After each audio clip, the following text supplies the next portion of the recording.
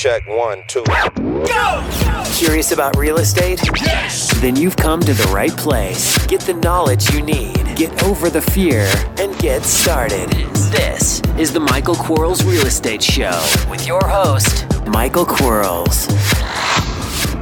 Hello, everybody. Michael Quarles with the Michael Quarles Real Estate Show.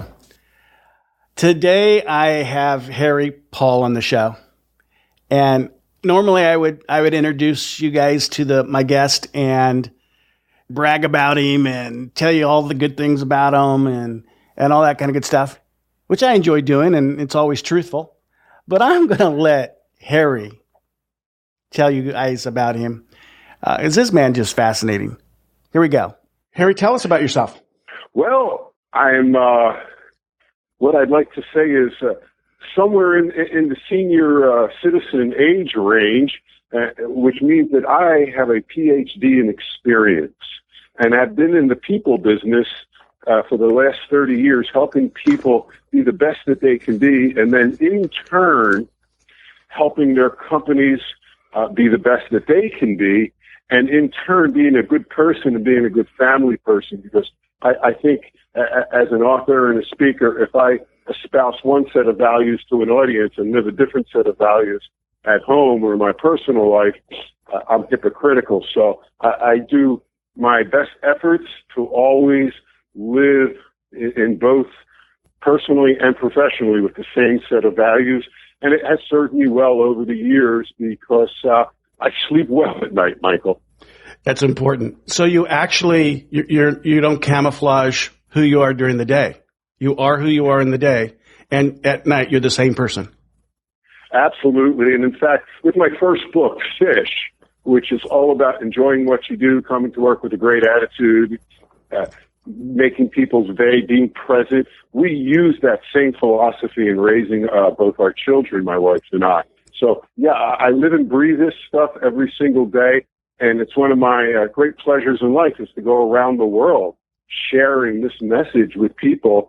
And I always say people. Yes, the organizations hire me and compensate me for it, but it's the people I'm interested in. I don't see corporate people in the audience. I see individuals who I try to inspire to give and be their best every day, to wake up at work and say, I get to go to work, not have to go to work. I've always felt bad for Monday because it's the day that most people leave us.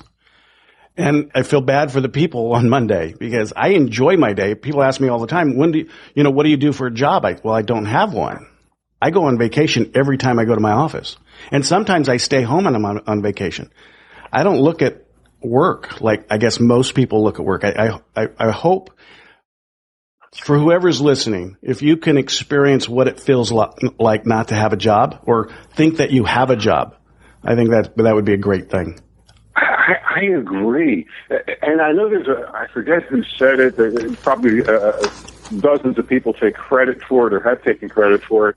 If you love what you do and have fun doing it, you'll never work a day in your life. And I believe in that philosophy. We should wake up Monday morning and say, wow, it's going to be a great week. Look at the industry, the real estate industry.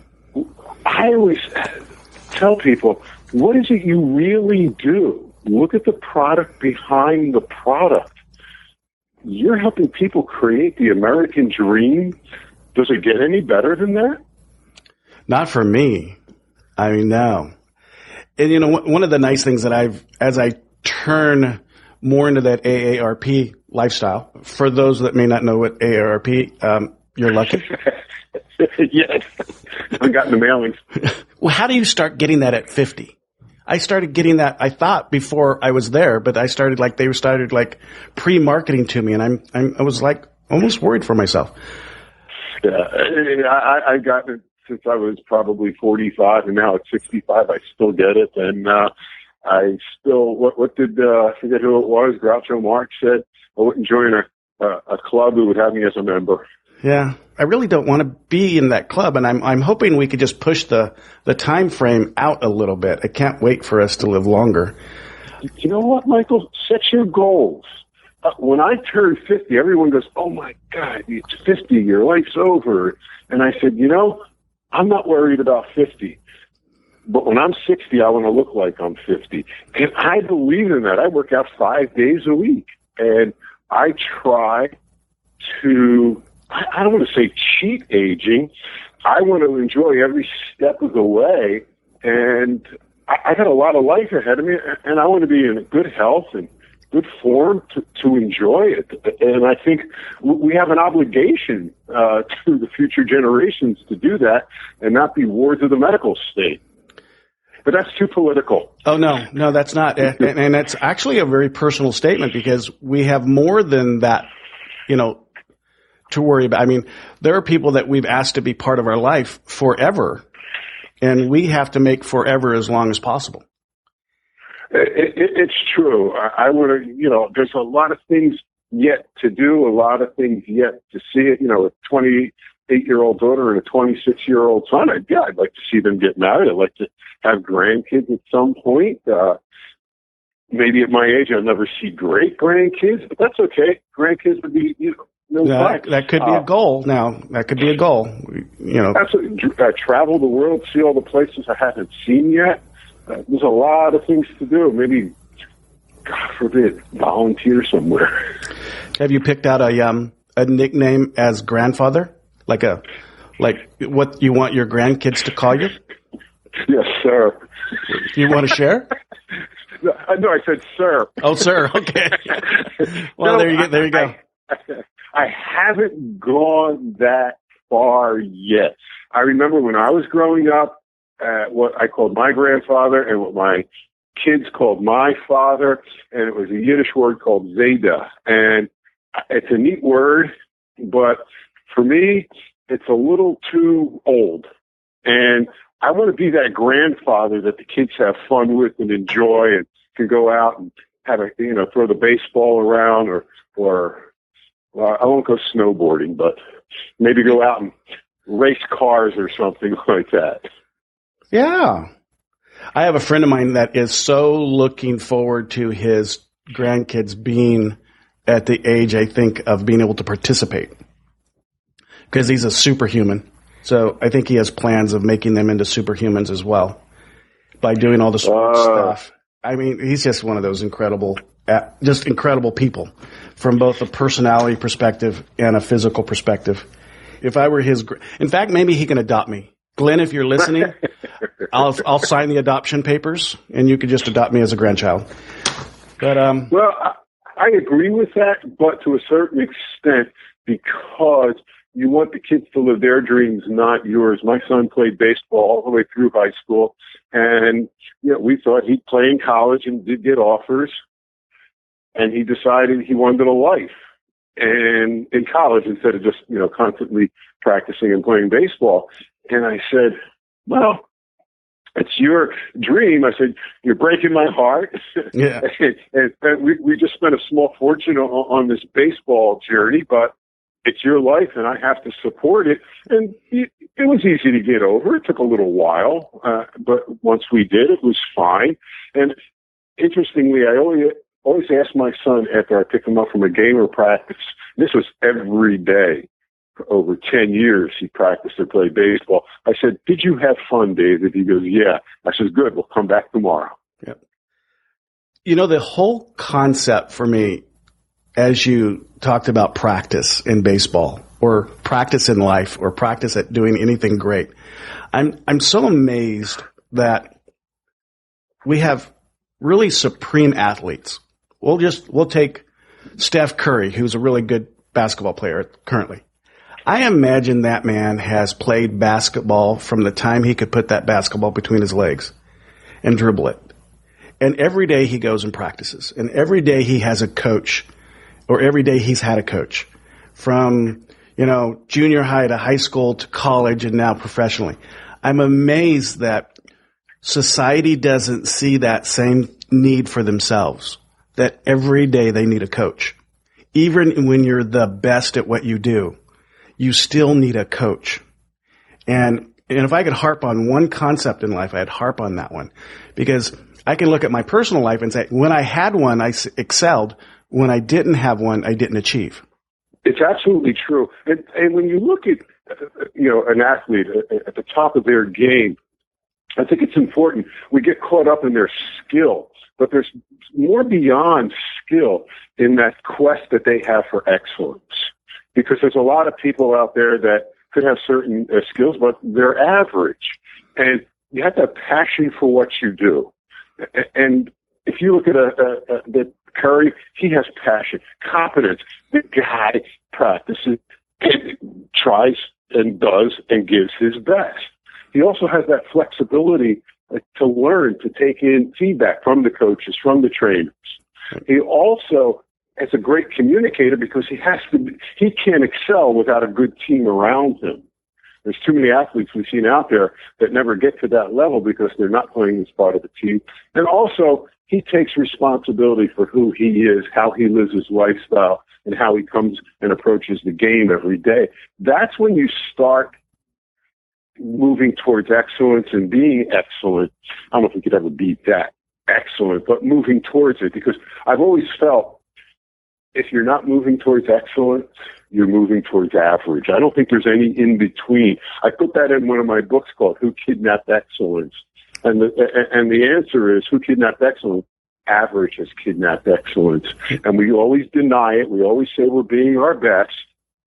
And then pretty soon, we start accepting average as our excellence, and bad things happen. But I think it's a whole, there's something more than just the competence that allows these people to excel. I once spent a couple of weeks with Don Shula, former coach of the Miami Dolphins, and he was doing a book tour with my former boss, Ken Blanchard. And I asked him a question. I said, how do you find the right players? How do you put a perfect season together? How do you be the winningest coach? You know, how do you keep that level of talent? He goes, I always look for heart first. He says, then I could teach them how to play my brand of football. Right. And there has to be a sense of willingness and not gift. Because I think when we think we're special, then we've already failed. So, well, we see the police blotters and the aftermath of entitlement. Yeah. Especially in the athletic world, and in the business world as well. What sets those winners apart from everyone else? So, with that said, tell me about a winning attitude, because I know you talk about that a lot. So, what is a winning attitude? I think the winning attitude starts when you get up in the morning. I mean, how many people in your audience look in the mirror and say, today I'm going to be magnificent? Because if you're not, what you are, you're being ordinary. Your mind doesn't know. If you wake up in the morning, look in the mirror and say, I'm going to be magnificent, hey, guess what? You will be. You're already thinking that way. It's the same thing what I said earlier. Get to go to work versus have to go to work. When you get to go to work, that's different. That's a choice. You take that cleansing breath before you cross the threshold at work, and you say, I get to be here. I like what I do. The other part of a winning attitude, and I touched on it briefly before, is product behind the product. What do you really do? It's very easy to say, I sell real estate. I sell insurance. I sell finance. You know, I work in a bank. What's the product behind that product? Here, you take it down to the lowest common denominator. Dishwasher. I wash dishes. That's a terrible job. Oh, you could say it, look at it that way. What about you provide a safe, clean, germ-free environment from which to consume food? That sounds pretty darn important at that point. Okay. You have to look at what you do and understand that product behind the product. An American dream. 2 years ago, my wife and I decided, 2.5 years ago, we decided to downsize. Sell the house where we raised the kids in the suburb, move into the city in a really old 1910 neighborhood, buy a house with great bones and fix it up. This is our retirement dream. And we wanted a realtor who kind of shared that dream with us, that understood our needs, what we were looking for, what kind of lifestyle we were choosing, to show us the right property, the things that would work with us, what we were really after, that product behind the product. We were looking for something my wife and I can do together and thrive with. That is more important than selling somebody a house. I hope I articulated that well. That is much more important. I think so. And I have a question. As I'm thinking about the dishwasher for a second, and I think we can all value what we do. But at the same time, I think we can not value what we do and still value what we do. So what do you do for the person who says, I'm a dishwasher, I'm great at it, I love it, but I want to be the waiter or the waitress? How do you stay where you're at, enjoy what you're doing, want to go, to what you do, but want to get out of what you do at the same time? Well, I think it goes back to those 5 points I was talking about earlier. Passion for what you're doing, yeah, great. Competency, flexibility. But look at those 3 things. Let's look at competency, flexibility, and communication. How do you communicate to management that you want to move, you want to grow, you want to do something else? What are you learning? What skills are you developing to be a server? And the flexibility to say, hey, I can do this and learn at the same time. I'll give you a good example. My son graduated UNLV. He has a degree in gaming management. That's basically casino management. That's what his degree is. While he was at school at UNLV in Las Vegas, he got a job dealing blackjack because it's a great job, pays well, flexible hours, it works well with the school schedule, and it's in this industry he wants to be in. While he was there, he was always fascinated by what was going on at the crap table, which is a very complex game to learn to play, let alone to deal. On his breaks, he stood in the crap pit at where he worked, watched what was going on to the point where he said to the big boss or the table manager, the box man there, I want to try. And they gave him a shot. Before long, he was dealing craps. He took the initiative to go from, I don't want to say dishwasher to waiter, but from blackjack dealer to craps dealer by taking those initiatives. And, right back to the 5 pillars of excellence, every one of them was there. And I think that's what we have to do. Look at where we want to go, have that vision, which is great, and clarity of vision. Then the mission is, what are you going to do to get there? That's where people fall down. I want to be this, but I want it given to me. I don't want to work for it. Yeah, there's so many society blamers out there that they're where they're at because it's someone else put them there. It's like, really? I don't believe that for a moment. I think we arrive where we choose to arrive, either because of effort or lack of effort. I agree with you. You know how, Michael, you remember things from childhood that kind of, somebody said something to you and it made you think or do things differently. I remember when I was about, I want to say 13 years old, I went to overnight camp, and I came from South Philadelphia, and we were that's kind of a boisterous, tough neighborhood.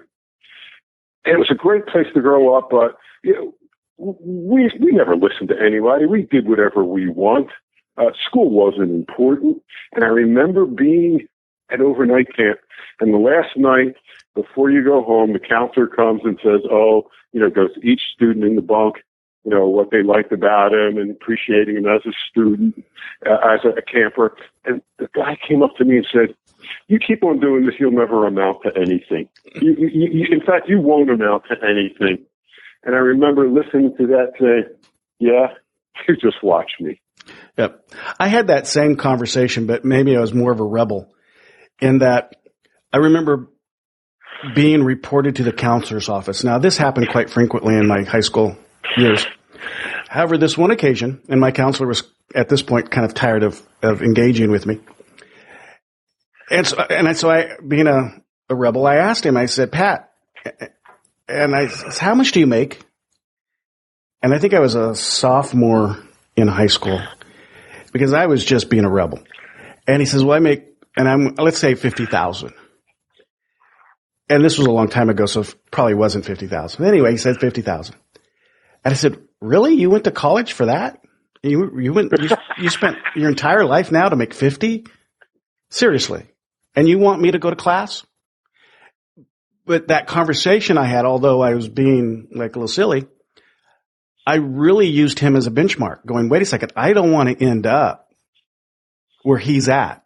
And not that I was ever thinking about being a counselor, but I don't want to end up in a mundane job, in a job that just didn't reward me for my talent or what I perceived to be my talent.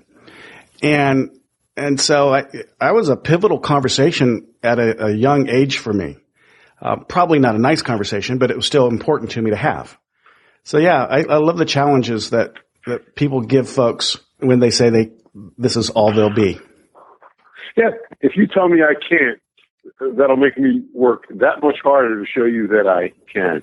Right. And I think society in itself nowadays may be telling people they can't, and which should make you work much harder to show that you can. Mm-hmm. I think that's what sets people apart, the ones that are really doing well and the ones that are struggling. It's that stick-to-itiveness, that drive, that determination. They have that clarity of vision, and they're going to get there no matter what. Right. And no matter what doesn't mean doing anything nefarious. I think we have to. Right. There's no shortcuts in life that work in the long term. Do you remember Red Rover? Red Rover. It was some kind of Red Rover. Send the guy over, send this person over. And it was like, so what I remember about it, and it was in grammar school, and we picked teams. So on the recess kind of thing, we'd line up as children and go, okay, you're the captain of this team, you're the captain of that team, and you start picking your team. Well, even at a young age, I always wanted to get picked first or second. I never wanted to get picked last. But culturally, I think our culture and our society has changed a little bit. We don't care if we get picked last. And for me, not wanting to get picked last, always wanting to get picked, on the higher end of the chart of being picked, I think really helped. I mean, I didn't get a trophy for last place. I didn't get a ribbon.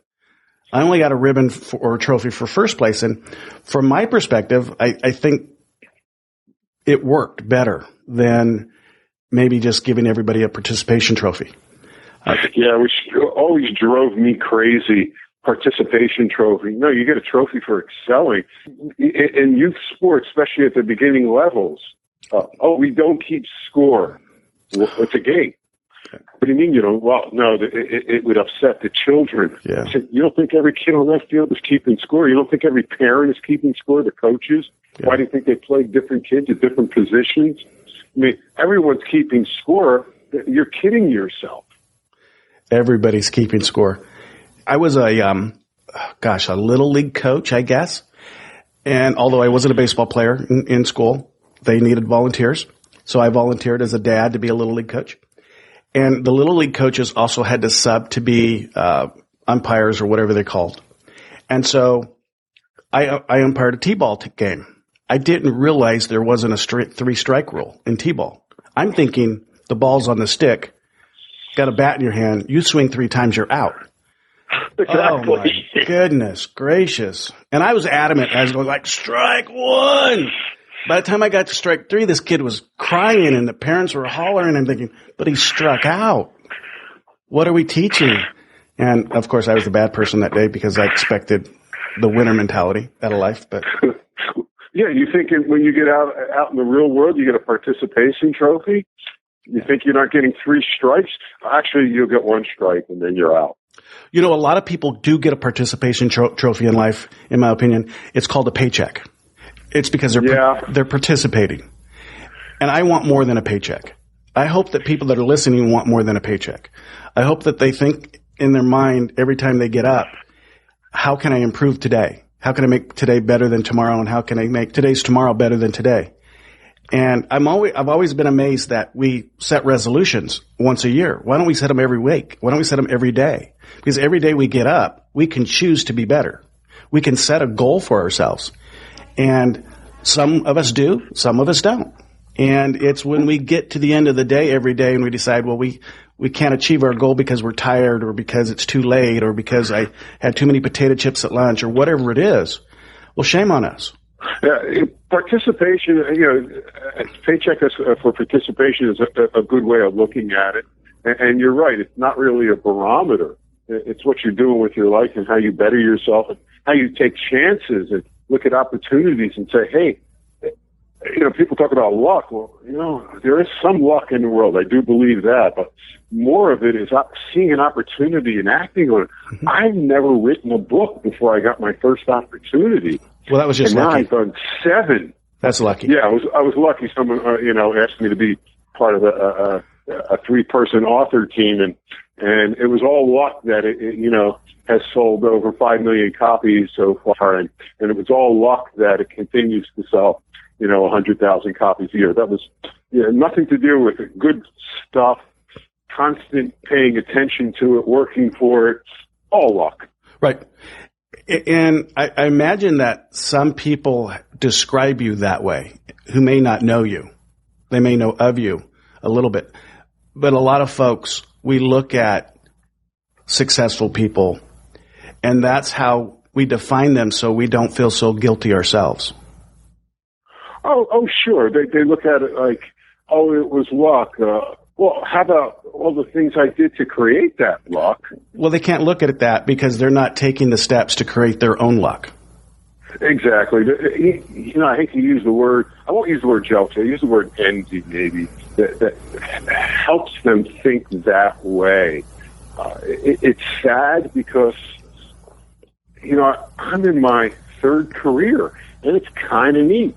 And I don't know, maybe I'll be in a 4th career one day. This one's too much fun right now to want to switch, but try new things. I started out as an artist, went into sales, and now I'm doing people development. It's not bad.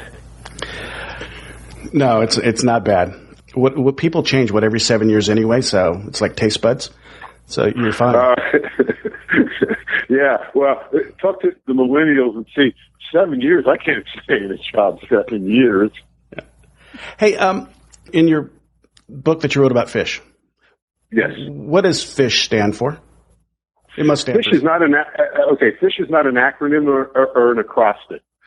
FISH. The reason why the book is called FISH, it's a parable, but it's based on an actual establishment. It's called the world-famous Pike Place Fish Market in Seattle, Washington, at the public market down there. And they are the most successful 1,200 square feet of retail space in America. Wow. Tiny little fish market. And where they are, there are 3 other fish markets within 150 yards selling the same fish for the same price. Yet this one's world-famous and the most successful. What was setting them apart? And we did a parable based on that, and we were able to uncover their philosophy of how they have gone to work every day and the attitudes they choose. And we found out it was 4 parts. They chose their attitude. They chose magnificent. They chose to make a difference in people's lives. They have fun doing it. It's almost like street theater. They're known for throwing fish across the market there. The third is they're present. They're very present with people, and they understand why they go to work every day. And the fourth is they bring the customer into the excitement, into the street theater. They make people's day. Those 4 parts of that philosophy that we call the fish philosophy, that's what sets them apart, and that's why people have been buying the book and buying the fish video or hiring me to speak. It's creating that kind of customer experience that can't be duplicated by the competition because it's all created by the 22 guys working there. Yeah. And you can't watch a sporting event from Seattle without seeing that market. They'll always show the market. Presidential candidates go to the market. Movies show the market. It's because they're fascinated with the amount of energy they could bring to work every day. And it was one of those things where I saw it, was amazed by it, approached them to write it, and they said yes. And as luck would have it, we were able to write a good book, get published, and sell lots of copies because of all that luck. Because of luck, yes. Yeah. Can I put you on the spot? Sure. I know I set you up on that because you can't say no to that question, right? I mean, let's face it. So, got a good host on my side. I'm a real estate investor. Give me what I should be doing from your philosophy of fish. What do I need to do? And I know you may not know anything about real estate investing. I apologize. But paint my life for me. Okay. Well, if you look at the four parts of the fish philosophy, you can't downplay any of the four parts. Having a great attitude, we've been beaten into us since we were children. Having fun, it brings energy, passion. Work made fun gets done. Being present, understand why we go to work and making people's day. But if you were to say, Harry, pick one, which you really can't, but if we wanted to rank order them, being there, being present, and it's understanding why you go to work every day. That makes the difference. Why are you a real estate investor? Yeah, to make money. Is it?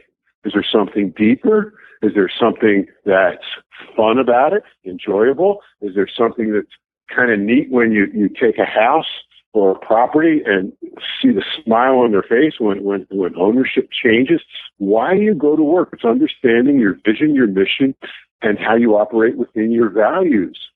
Understanding that real presence, that real purpose, that real direction in life, I believe sets you on a path for success, no matter what you're doing.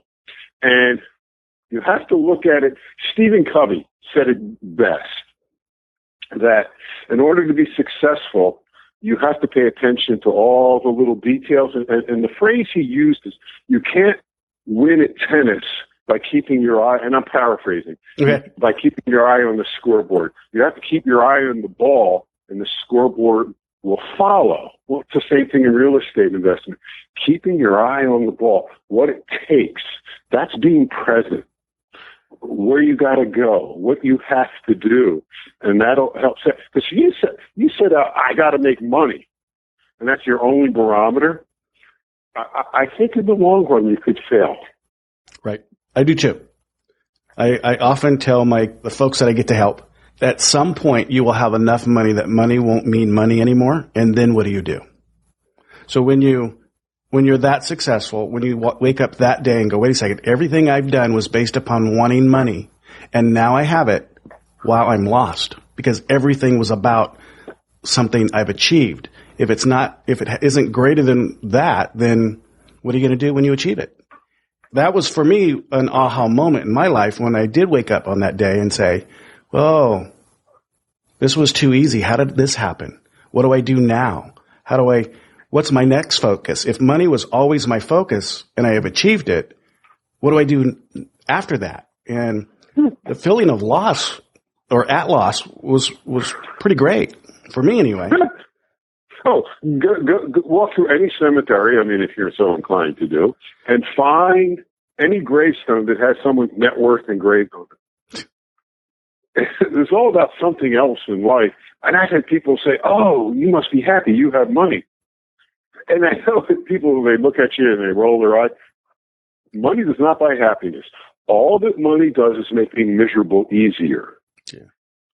The divorce rate among people who have lots and lots and lots of money is probably higher than people who don't have a lot of money. Yeah, happiness is not a byproduct of money. As I do know people that don't want to be wealthy. I don't understand it, but I do know them. And they're extremely happy people. They're existing in their time. And I think their days are much longer than my 24 hours. And sometimes I'm envious of their lifestyle that they can absolutely not want to achieve some of the things I want to achieve. Yeah. Less complicated, maybe. Yeah. Less to worry about. I don't know, but I think there has to be that happy balance between the two. And you're right. There's only so much you could spend it. What was it in Wall Street? Charlie Sheen said to Michael Douglas, how many yachts can you water ski behind and airplanes you could own? At a certain point, it's pointless. Right. Although I'd like to get there. Yeah, I do. For everybody listening, I do enjoy having a Bentley. I do enjoy parking my Bentley and people asking me, "Is that a Bentley?" I do enjoy that. But I don't love my Bentley. I love my wife. Well, what's there not to like? Yeah. What's there? Exactly. Unless you don't have a Bentley, you have something different than a Bentley, then you have to like that. It's an achievement for you. It's something that was, important for you to get to that point. and you got there. Yeah. I actually put it on my list of my goals, so because I'm a goal-oriented person. So I do goals daily, weekly, monthly, annually, and annually. And it was on my annual goal. And I knew the month that I was going to get it.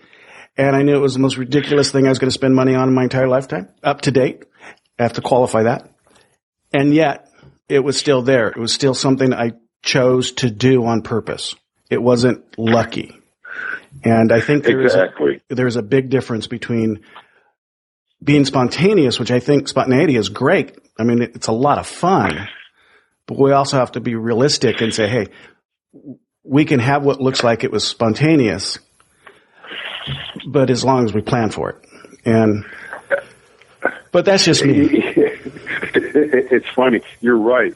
That spontaneity, it looks like it, but it's planned. Someone once said, do you plan your speeches, down to the word, or are you extemporaneous? And I said, yes. All of the above? All of the above. I mean, when you get behind the wheel of your Bentley, do you smile? Oh, yeah. Yeah. When you walk across the parking lot and you see it there, do you go, yeah, look at that baby? I do. I now have old eyes, so I have to be much closer to it. Get white, it stands out more.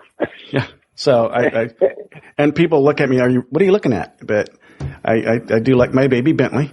And I think everybody should have a goal that they may think is beyond them, but it really isn't. I mean, if you just set it in place and you just say, what do I have to do today to achieve that goal that I want in a year or in 6 months or in a month, and leave these little baby steps. I saw this program, I'm going to call it like on National Geographic TV or something, and they were talking about quicksand, how people get stuck in quicksand and can't get out. And so they showed people, stuck and violently trying to move to get out of quicksand, and they couldn't do it. In fact, they would be getting stuck more. So by the end of the show, the program, they actually showed us how to get out of quicksand. It's these little baby motions, just these little motions with a leg, and all of a sudden you can lift the leg out of quicksand and then you do the other leg. So it's not the violent, rapid, large motions that how you accomplish getting out of quicksand or how you accomplish life. It's those little ones that add up to the big motion. Exactly. What was that movie? What about Bob? Baby steps. Yeah. Baby steps. Yeah, you can't wake up. There's no such thing as an overnight success. Yeah, the 12-year overnight rock star. But how do you manage the fear? I mean, because that's probably the component that most people allow to get in their way is, I'm just afraid of failure. Boy, good question. Well, failure is a part of life, and if you don't learn from it, then you're doomed to fail again and again. What's Einstein said? The definition of insanity is doing the same thing over and over again, expecting different results. Before I never did professional speaking. And at 50 years old, when the book came out, we're selling a book a minute. It's very heady for us. It's great seeing your name in the Wall Street Journal or the New York Times, associated with a best-selling book. It was just phenomenal. And then once you had that, they asked you to speak. I never did public speaking before. People fear it more than death. I don't know if I was that bad, but I was scared. The first time I did a presentation on my book, Fish, I was so scared I didn't get up. I sat down and did it. And I realized, hey, I got to start doing things. I got to start learning. And then so I tried to look at speakers who I admired and trying to imitate them. Well, that wasn't working either. And someone said, where were you, Harry? I said, what do you mean? I was up there speaking. And she said, that wasn't you. She goes, I think you're funny. I like you. You have a great personality. She goes, that's who you should be up there. And it's like the light bulb in the cartoon when it goes off. Wait a second. You had to be yourself? Above your head. You had to be yourself? Yeah. Oh, I had to be myself. No. And from that moment on, guess what? I enjoyed speaking to the point now where I can't wait to my next presentation. I can't wait till they announce my name and I can get up in front of a group and share my message. You're just a big hand. Yeah, definitely. I overcame that fear. It was, was it scary still? Several times. I used to stay up at night all night, reading my notes and practicing and getting to the point where I thought I was comfortable. I had to speak for a half hour. Oh my God, I had that much material. And now, as you can tell, speaking on the podcast. Yeah, you just won't be quiet. I mean, I've been trying to get you to shut up. It's hard to shut me up. Jeez Louise. I'm sorry, folks, but he won't shut up. So you talk about being there. That doesn't mean that you're engaged. Explain that to me. Well, being there does mean you're engaged. Okay. Yes. Being there means knowing why you're there. It's understanding the vision and how to get to that. The vision's a goal. How do I get there? What do I have to do? What's my mission to get there? What values? What guidelines am I going to use to make decisions? That's being there. That's that engagement. You need that sense of purpose, that sense of direction. And that's why I always say, out of the 4 parts of the fish philosophy, if you start with that one and attitude, everything else falls in place. If you wake up in the morning, look in that mirror and say, I'm going to be magnificent, and I know exactly where I'm going today, and I know the direction, I know what I want to accomplish, I think you got a better shot at success than at any other time getting up and saying, I want to be. No, what are you going to do to get there? Do you know where there is? How many people don't know where there is? And Alice in Wonderland, she comes to the fork in the road and she asks the Cheshire Cat, which road should I take? And he goes, where are you going? She goes, I don't know. And he goes, then it doesn't matter which road you choose. Right. And a lot of people are like that. Make that choice. Make that determination. What I love about the TV show Shark Tank, you get to see American ingenuity and innovation right on in front of you, which is phenomenal in itself. But the determination, the drive, the creativity that these people have, that's being present. That's a great example of being present. Some of them shouldn't be. But yes. Well, yeah, some of those ideas, yeah. Yeah. I've always said that you can't stop and ask for directions if you don't know where you're going. Exactly. It's the same thing with the Cheshire Cat and Alice. Yes, understand where you're going. Have some idea. And the other thing I always thought about life and success and business, it's not a race. No one's going to say, oh, he only did it when he was 30. He should have done it when he was 29, or he did it when he was 35, and maybe he should have done it when he was 30. So that, I think, is important. It's not a race. It's a journey, and there's going to be ups and downs. It's like with companies. When I go into companies and I'm speaking, and they talk about success, and they say, wow, we had a good quarter. I go, whoopee. I said, you could cook the books and have a good quarter. I said, did you have a good decade? And they look at you. No, a decade. Yes, you're in business, right? And think about what that means. I had a good decade. Well, when you have a good decade, you're going to have ups and downs, but you're thinking decade. And you know you're going to have some speed bumps, road bumps, whatever. But if you're only thinking quarters, well, you're done. You have a bad quarter, and you're like, oh, my God, it's over. And I think it's very important to have those long-term visions. I'm sure you do. You said it. You had a vision to get a Bentley one day. Yeah, I did. And you just gave me something. Thank you very much. Because when you said the word decade, I actually thought about that for myself and asked myself, because I talk to myself a lot. I don't know about anybody else. I talk to myself. We have multiple personalities, different dialects, all kinds of things. And I asked myself, have I ever set or looked back at, so I've ever set a decade goal, and have I ever looked back at my last decade? Wow, I'm absolutely going to ponder that thought today, because it could be overwhelmingly good or overwhelmingly bad, and how do I make it overwhelmingly great? Yeah, and And if you do your life that way, because otherwise these short-term disappointments or hiccups or speed bumps, whatever you want to call them, will drive you crazy. It's like when each of my kids graduated school, I said, great, think about the next decade. You just graduated. You're going to get a job in your chosen field.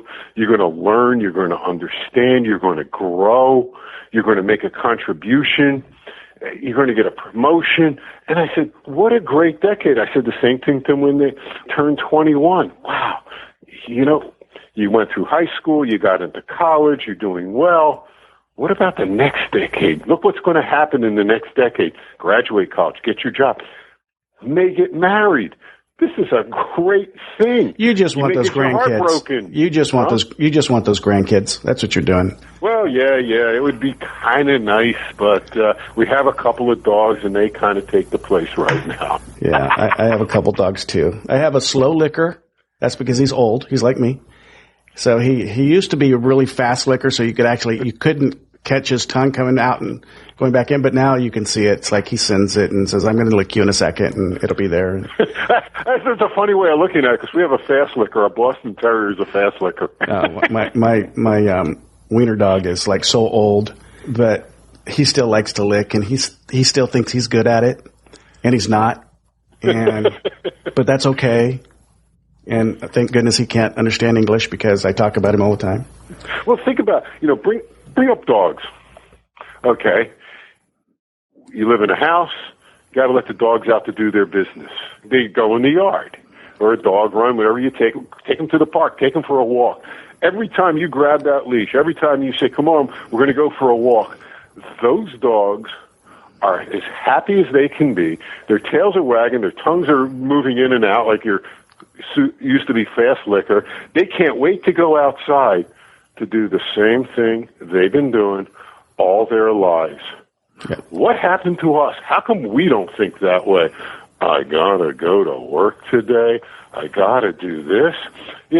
Sometimes maybe certain things, habits we don't want to take from a dog, but a lot of them we should. And that view on life, that excitement that they have for the same thing they've been doing, I think we got to start doing more of. Grab that zest for life and not be burdened by the sludge of negativity.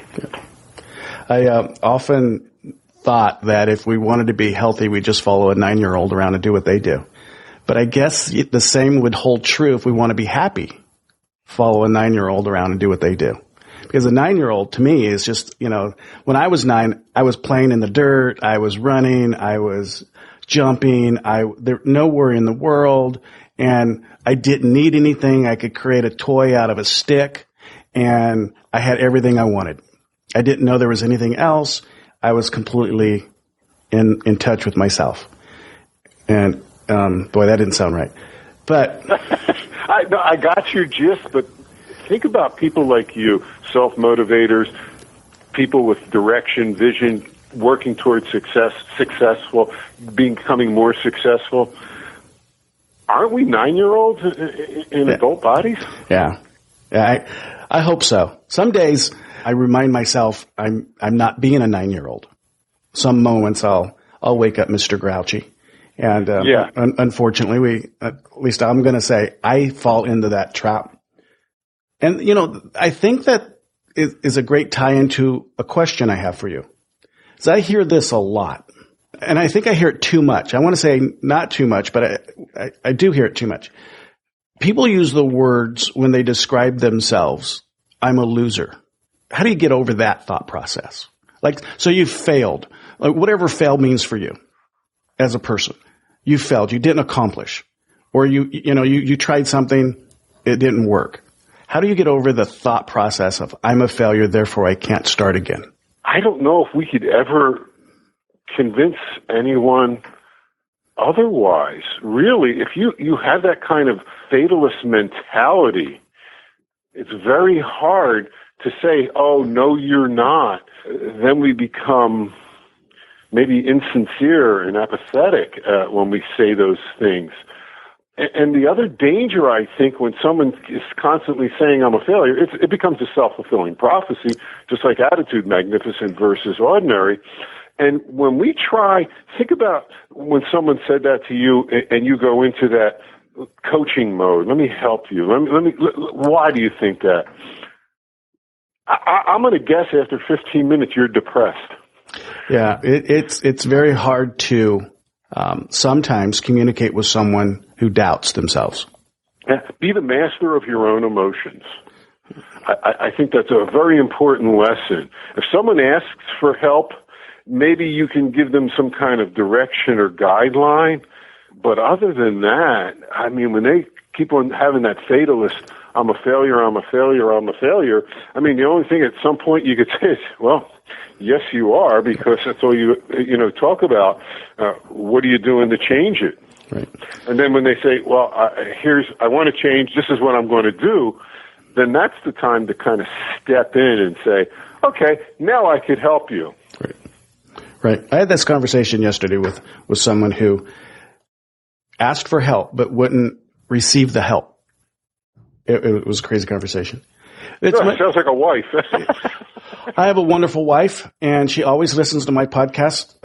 Conchita, I love you a lot. Thank you for enlightening my life. And I'm not just saying that. Anyway, well, I think she's an important person to me. She's, everybody says, my wife completes me and all that kind of stuff. She doesn't.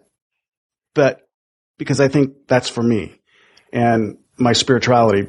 But she gives me so much that I feel absolutely blessed. Oh, we're a much better family because we're together than separate. No, my wife doesn't complete me. I don't complete her. But together we're much stronger. Right. Yeah. And I think when you rely on somebody for that completeness, you can never obtain it. Yeah, really. People listening to this podcast should definitely grab onto that one. I guess that's why we get those pieces of mail from the AARP, because we're just wise now, right? Yeah. That's really just wisdom mail. They found me. They my forwarded address that expired. They still found me. It's the realtor. They did that. The realtor does that to you. They knew your new address. They called AARP. They sold the address for a penny. This has been fun. It's been real fun. I just was going to say, then they contact all the lenders who say, I could save you money on your mortgage. You mean the one I got a month ago? Yeah. Being in I have a marketing business, which is pretty good size. I'm amazed at the amount of information that we can obtain about somebody. And being on that side of the fence, I almost think it's a privacy issue. But man, I mean, some of the things I can find out about a person, I wouldn't want people having that luxury or ability. However, we can. So. Yeah, I understand that too. With the internet, the computers, and digital storage of information, I have to look at that as a good thing. I think we have to embrace technology as what it can do for us and do everything in our power to keep it from being a crutch or an excuse. No crutches, no excuses over on this side of the phone. That's for sure. I don't believe in them. Again, this has been fun. I try to ask this question, and I always feel silly asking it because I need a better way to ask it. But I don't have a better way. So I always ask, what didn't I ask that somebody else does or did or most people do that I should have asked about you and what you bring to us? Well, what I enjoyed about this is it was very conversational, and it didn't get into, well, tell me about your books and the information in your books and what do you share with people in your speeches. We got all that, but we got all that without a marketing bent, without a here's the information. I want you to go buy my book to get more of it. I think we were able to share everything that I would want to share in this type of environment without making it sound like a webinar, an advertisement for me and my books or something. I do want everyone to go buy one, obviously. Or two, because if it's good for them, it's good for their friend. Exactly. But I think you did a great job in drawing out information from me And from you too, we shared this, the information with people from both perspectives that could actually help them without sounding like a commercial message. So, from that perspective, I applaud you. The only thing you didn't ask for is my website. What's your website? HarryTheFishGuy.com. Harry the Fish Guy, and all those words are spelt normally. Normally and together, yes. No hyphens, no dashes, nothing. Whatever they call them nowadays. Yes. HarryTheFishGuy.com. Again, thank you so much. And you got to promise me one thing, Michael. Absolutely, if I can. If I am in Bakersfield, oh gosh, I want to ride in the Bentley. Well, you don't really ride in a Bentley. You glide in a Bentley. That's true. Or you could say when you drive a Bentley, the world drives with you. When you rolls alone. Yeah. Bentley's a beautiful car. Is it a Mulsanne or a Continental? It's a Continental V12. It's a W12. I don't know why they call them W12s. I'm gonna close with this. I went down to buy my Bentley to look at it the first time.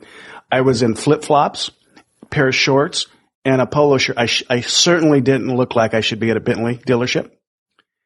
And Bentley, whoever trained my salesperson, whoever trained him, his mom, his dad, his sales leaders, did a magnificent job because he didn't see me. He saw someone who wanted to buy a Bentley.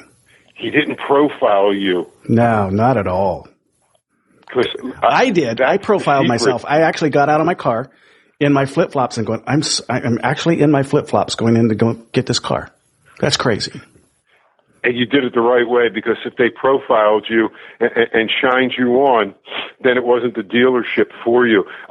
Just like in the movie Pretty Woman, where she walks into that boutique and wants to buy some stuff, and they looked at her and said, "We're not for you. You got to leave now." Yes. Worst feeling in the world, isn't it? It absolutely is. And it's the best feeling in the world when someone respects you for who you are. Yeah. Not how you're dressed or your sees beneath persona. The flip-flops and shorts. I had fun. You have a wonderful day, a week, a year, a decade, because that's my new word. We'll talk soon. I look forward to it. Take care, Michael. It was a pleasure. Thank you. Bye-bye. Bye-bye. Well, if that wasn't a bucket load of fun, I don't know if we talked about anything. I don't know if we said anything. I don't know if we discussed anything, but I had a blast. I think I just met my new BFF. And so that I'm just like, I'm in love with Harry Paul now. I can't stand myself. So I hope you guys enjoyed that. I did. I'm going to try to have him on again. He had so much enthusiasm and stuff to say and interesting. And so, Harry, thank you. I'll talk to you soon. Talk to you guys soon. Bye-bye. Thanks for listening to the Michael Quarles Real Estate Show. Get more info and stay in touch at michaelquarles.com.